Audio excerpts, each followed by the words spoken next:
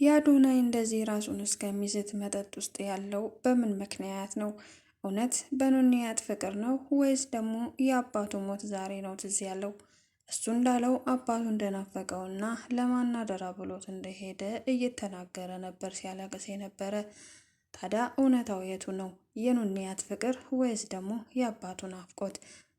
ሀሳብ አስተያየታችሁን በኮሜንት ማሳወቅ ትችላላችሁ። ኑንያት ገና ፈተናው አላለቀም።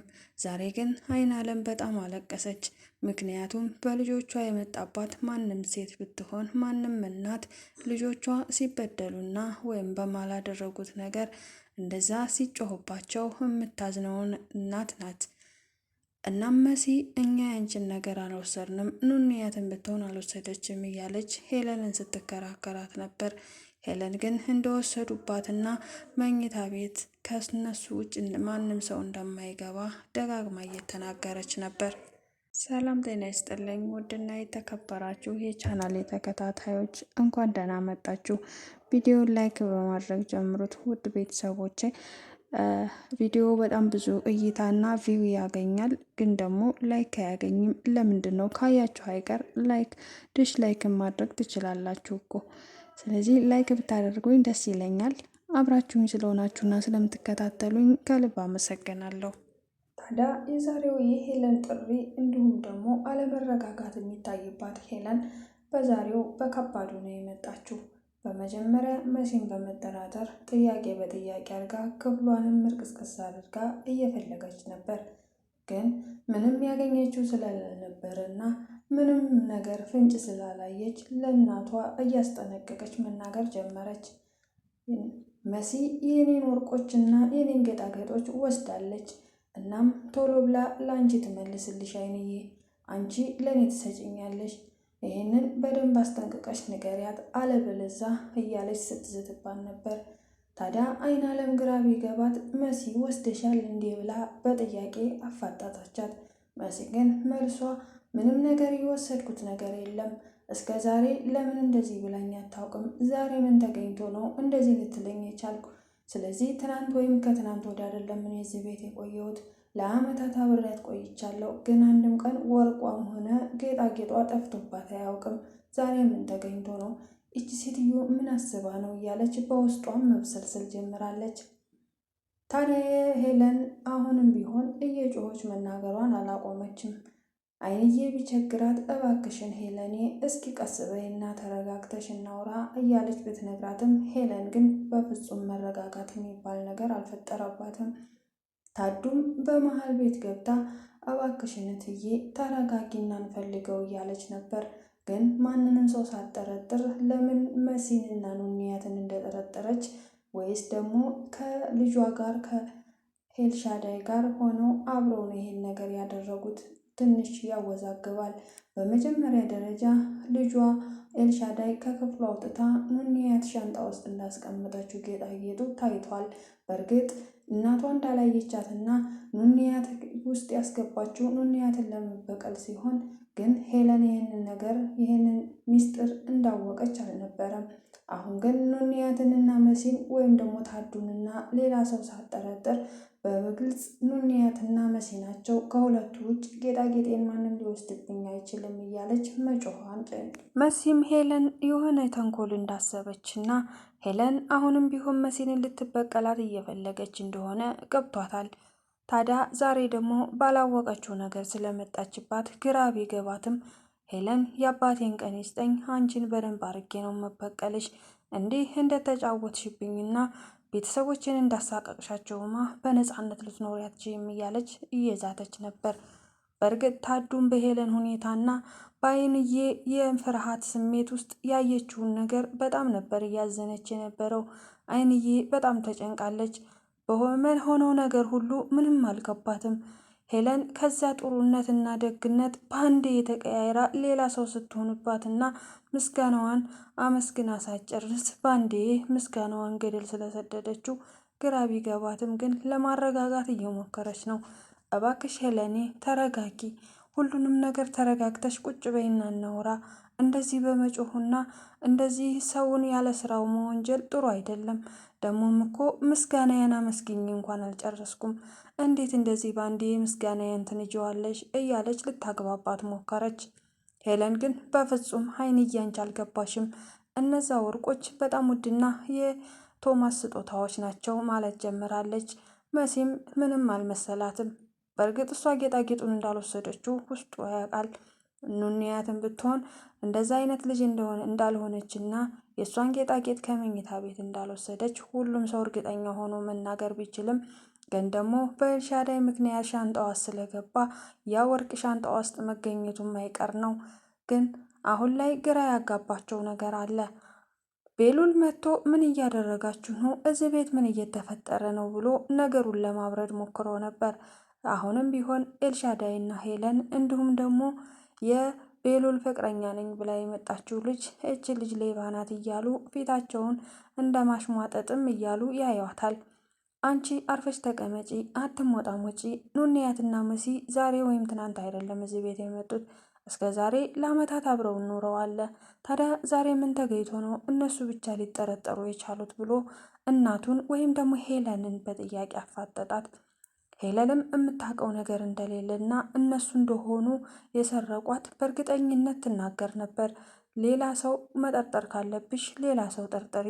እዚህ ቤት ኑንያትና መሲ ለአመታት አብረው ኖረዋል እና ከዚህ በፊት ምንም የጠፋ ነገር እንደሌለ እርግጠኛ ነኝ።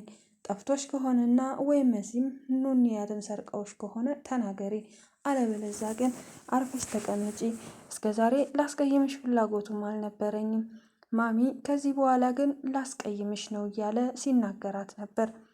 ሄለንም ቤሉልን ብትፈራውም እንኳን ብዙ ቃላቶችን ደጋግማ መናገር ቢያስፈራትም ግን መሲንና ኑንያትን መተቸቷን አላቆመችም። ብዙ ነገር ነገራት፣ ሊያግባባት ወይም ደግሞ ሊያስረዳት ሞከረ። ሄለን በጭራሽ መረዳት አትፈልግም።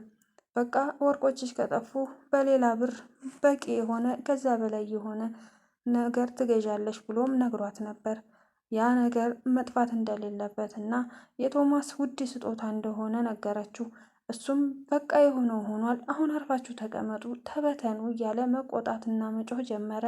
ስለዚህ አሁን ላይ ኑንያት ውጭ እንደዋለች አውቃለሁ፣ ሸጣውም ሊሆን ይችላል።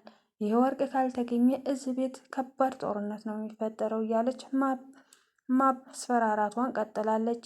ሁሉም ሰው በፍርሃት ያያታል። መሲም ይቺ ሴትዮ ምን አስባ ነው እያለች መናገር ባትፈልግም በውስጧ መግረምረም አላቆመችም። ታዱም እንደዛው። ምን አይነት ሰዎች ናቸው እነዚህ ሰዎች? አሁን የሆነ ነገር ፈራሁኝ። የሆነ ነገር አለ። ሻንጣ ውስጥ የደበቁት ነገር ይኖራል። እናትና ልጅ ምን አይነት መሰሪ እንደሆኑ ከባዶች ናቸው። ስለዚህ ኑንያት ሻንጣ ውስጥ ጌጡን አስገብተውት ይሆናል እንደዚህ ለመፈተሽ በኮንፊደንስ የሚናገሩት እያለች ነበር። ታዱ እንደገመተችውና እንደጠረጠረችው ነው። ወርቁ እዛ ሻንጣ ውስጥ አለ። ያንንም ያደረገችው ኤልሻዳይ ናት። ታዲያ ኤልሻዳይ ይህን በማድረጓና ኑንያት ሌባ ተብላ በሰው ፊት ተዋርዳ ከዛ ቤት እንድትወጣ ምኞታ ነበር።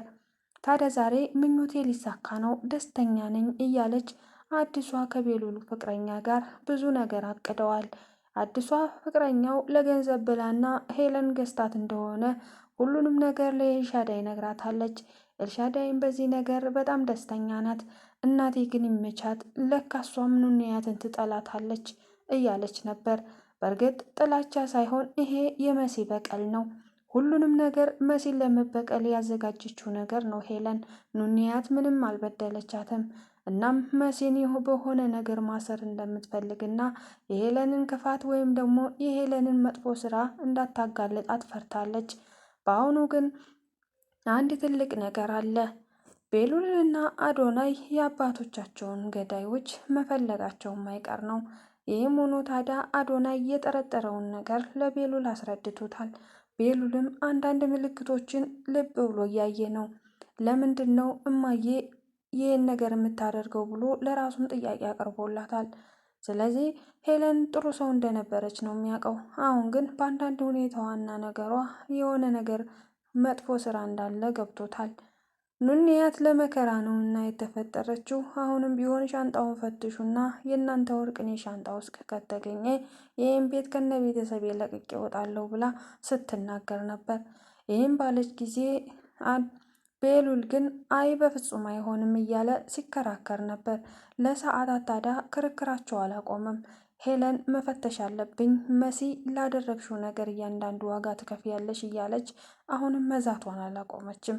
መሲም ከዚህ በኋላ ሄለን አንቺን መጋፈጥ አያቅተኝም፣ እህቴን እና እናቴንማ እንደዚህ እንዳሰቃየሻቸው የምር አሰቃይሻለሁ እያለች ነበር። በፊቱ ጠዋት ላይ ኮምፒውተሯ ላይ ውሃ ደፍታ ሁሉንም መረጃዎቿን እንዳጠፋችባት መሲ ግልጽ ነው። ሄለን ያን ባየች ጊዜ ታዲያ ምን ይፈጠር ይሆን በሚቀጥለው? አዶናይ አሁን ላይ በጣም አዝኖና ተበሳጭቶ ራሱን በመጠጥ ውስጥ ደብቆ ነው ያለ። አባዬ ለማን ነው አደራ ያልከኝ? ማን ነው ለእኔ የሚያስብልኝ? እና ደግሞስ ወዴት ነው የሚሄደው? እያለ ራሱን በጥያቄ ያፋጥጣል። መልሱን አንዱንም አላገኘውም። የአባቱ ለማን አደራ እንዳለውም አያውቅም። አባቱ በወጣበት መቅረቱ በጣም ቢያሳዝነውም ግን አሁን ግን ቤሉል እና ኑንያት አንድ ላይ ስለሆኑ እሱም ኑንያትን በጣም ስለሚያፈቅራት የኑንያት ብስጭት እንጂ እውነት የአባቱ ሞት ያሳዘነው እንኳን አይመስልም። ምክንያቱም ለወራት ከኑንያት ጋር በነበረ ሰዓት ደስተኛ ነበር። በእርግጥ የአባቱ ሞትን ቢያበሳጨው አገዳደሉም ትንሽ ቢያሳዝነውም እንኳን የአባቴን ጠላቶች ቀስ በቀስ እፈልጋለሁ፣ ግን ደግሞ ከማንም በላይ አሁን ማጣትም አልፈልገው ኑኑዬን ነው። ኑንዬ ከጎኔ ከሆነች ሁሉም ነገር ይስተካከላል ብሎ ነበር ያሰበው። ታዲያ በመሃል ቤሉል መጣና ኑንያትም ቅርርብነቷ ከቤሉል ጋር ሆነ። ይባስ ብሎ አሁን ደግሞ አብረው ከዋሉ በኋላ ኑንያት ከቤሉል ጋር እንደዋለች ሁሉም ሰው ያውቃል። ሄለንም እሱ ጋር እንደዋለች ስታውቅ በጣም ተናዳለች። ለዛም ነው በወርቁ መጥፋት ብቻ ሳይሆን ኑንያት ቤሉል ጋር መሆኗ ያናደዳት ስለሆነ እናም እነሱን ከዛ ቤት ምክንያት ፈጥራ ማስወጣት እንዳለባት አሰበች። ለምን ቤሉል ከኑንያት ጋር ከሆነና ትክክለኛ ሰው ለህይወቱ ወደ ህይወቱን ካመጣ ለእሷ ከባድ ነው የሚሆነው። ይቺ የገዛቻት ልጅ ግን ሁሉንም ነገር ወደ እሱ ለማዞር እና ከዛም በኋላ ለልጅቷ ስም ያለውን ለሄለልና ለልጅቷ ድርሻዋን እንዲሰጣት ተነጋግረዋል። እናም ለገንዘብ ብላ ነው ያችን ልጅ የገዛቻት። ቤሉል ግን ያችን ልጅ እንደማይወዳትና ከዚህ በኋላ አጠገቡ እንዲያያት በተደጋጋሚ ቢናገርም አሁንም ቢሆን ለመግባባት እየሞከረች ነው። ልጅቷ ከሄለንን በመስማት ሁሉንም ነገር ለእሷ እያስረዳችና እሷም ደግሞ ቤሉልን እንዲቀርባት ደጋግማ ቤሉል ቶማስ ከዚህ በፊት ከመሞቱ በፊት ያጨልህ እጮኛ ናት። ስለዚህ ቶማስ በህይወት ኖሮ ያላደረገልንና ምኞቱን ያልሳያሳካ አልፏል። አሁን ደግሞ የቶማስን ምኞትም ሆነ የቶማስን ፍላጎት እኔ ላሳካው ነው። እናም እባክህን ቤሉል እምቢ እንዳትለኝ፣ የቶማስን ምኞት በሙሉ ላሳካ ፈቃደኛ ነኝ። አንተም አባትህ የተመኘልህን ልጅ አግብተህ በሰላም እንደምትኖር እርግጠኛ ነኝ ብላ ነገረችው። ለእኔ ህይወት ማንም ሰው ሳይሆን የሚመርጥልኝ እኔው ራሴ ነኝ። እናም እኔ ማፈቅራት ልጅ አለች ብሎም ተናግሮ ነበር። ግን ደግሞ እኔ ፍቅረኛ የለኝም ብሎ መጀመሪያ ነግሯት ስለነበረ ፍቅረኛ ከሌለህ ጥሩ አጋጣሚ ነው። እች ልጅ የጨዋ ልጅና የሀብታም ልጅ ናት። ስለዚህ ከእሷ ጋር ቀጥል እባክህን እያለች ስትለምነው ነበረ። ቤሉልም እናቱን ላለማስቀየም ብሎ እሺ ብሏታል በሰዓቱ። ግን ይሄ ነገር በቀላሉ እንደማይሆንም ተናግሯል። አሁንም ቢሆን ኤልሻዳይና ሄለን ኑንያትን በጣም ይጠሏታል። ግን ደግሞ የፍቅር እንደዚህ በቀላሉ የሚያልቅ አይደለም። ቤሉል ለኑንያት ስልክ ገዝቶ ሰጥቷታል። እሷን በደስታ ነው የተቀበለችው። ሁልጊዜ እየተደዋወሉ ያወራሉ። በፊት ራሷን ልታጠፋና ራሷን ጥላ ከዚህ በኋላ እኔ የማልጠቅም ሰው ነኝ፣ ለሰውም ሆነ ለራሴም የምጠቅም ሰው አይደለሁም ብላ ራሷን ለማጥፋት በነበረችበት ሰዓት ተስፋ ቆርጣ ዓለም ሁሉ ድብልቅልቅ ብሎባት የነበረችው ልጅ ዛሬ ግን ትንሽ የህይወት ጭላንጭል ታይቷታል። ቤሉል ሁልጊዜም ቢሆን ምንም ቢፈጠር ከጎኗ እንደሚሆንና ከዚህ በኋላ ምንም ቢፈጠር ምንም ቢሆን እንድትነግሪኝ ብሎ ቃል አስገብቷታል። እሷም ከዚህ በኋላ ላለማልቀስ እንዲሁም ደግሞ ደስተኛ ለመሆን እየሞከረች ነው። ግን ደግሞ ሙሉ ለሙሉ ደስተኛ የማትሆንበት ነገር እየተፈጠረ ነው። ከዕለት ዕለት ኤልሻዳይ እና ሄለን ይከታተሏታል። ኤልሻዳይ ከዛ ቤት እንድትወጣ ብትፈልግም ሄለን ግን እዛው ቤት ተቀምጣ ግን ደግሞ ከቤሉል ጋር ግንኙነት እንዳይኖራት ወይም ደግሞ ቤሉልም የሚያስቸግራትና የሚቀርባት ከሆነ ኤልሻዳይ አዶናይን እንደምታፈቅረውና አዶናይ ከእሷ ጋር እንደሆነ እንድትነግረው አስጠንቅቃታለች። ኤልሻዳይ ደግሞ ከአዶናይ ጋር ከሆነ ሌላ ጦርነት ትፈጥርባታለች። ሁሉም ነገር ድብልቅልቅ ብሏል። መሲ በአሁኑ ምን ትወስን ይሆን?